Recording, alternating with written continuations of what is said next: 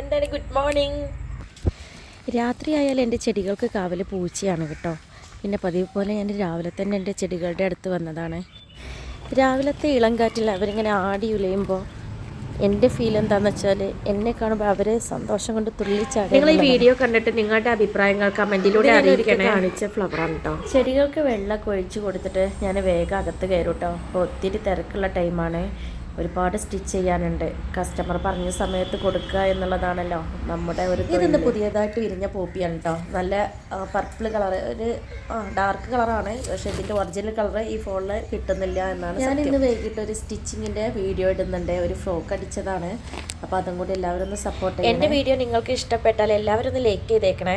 കാരണം ഒരുപാട് ലൈക്ക് കിട്ടുന്ന വീഡിയോസാണ് യൂട്യൂബ് കുറേ പേരിലേക്ക്. നിങ്ങളുടെ എല്ലാ കമൻറ്റിനുള്ള റീപ്ലൈ ഞാൻ തന്നിട്ടുണ്ട്. നിങ്ങൾ കണ്ടിട്ടുണ്ടാകും എന്ന് കരുതുന്നു. ഇതിൻ്റെ ഇടയിലൊക്കെ ഇനിയും പൂക്കൾ വിരിയാനുണ്ട് കേട്ടോ.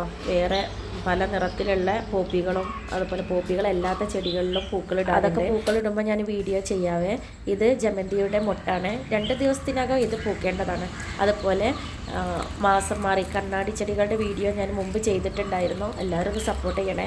പിന്നെ നല്ല വ്യൂസ് എനിക്ക് കൂടുന്നുണ്ട്. അതിന് നിങ്ങളോടാണ് എനിക്ക് വലിയൊരു താങ്ക്സ് പറയാനുള്ളത്. ഞാൻ ഇങ്ങനെയൊന്നും പ്രതീക്ഷിച്ചിട്ടല്ല. ഇനിയും ഒരുപാട് ചെടികൾ കാണിക്കാനുണ്ട്. അത് ഞാനിപ്പോൾ ഇതിൽ മെയിനായിട്ട് കാണിക്കാത്തത് എന്താണെന്ന് വെച്ചാൽ അതിൻ്റെ ചട്ടിയൊക്കെ പൊട്ടി ആകെ നാശമായിട്ടുണ്ട്. അതൊക്കെ ഒന്ന് വൃത്തിയിലാക്കി വെച്ചിട്ട് അതും ഞാൻ ഈ വീഡിയോസിലൊക്കെ ഉൾപ്പെടുത്തുന്നതാണ്.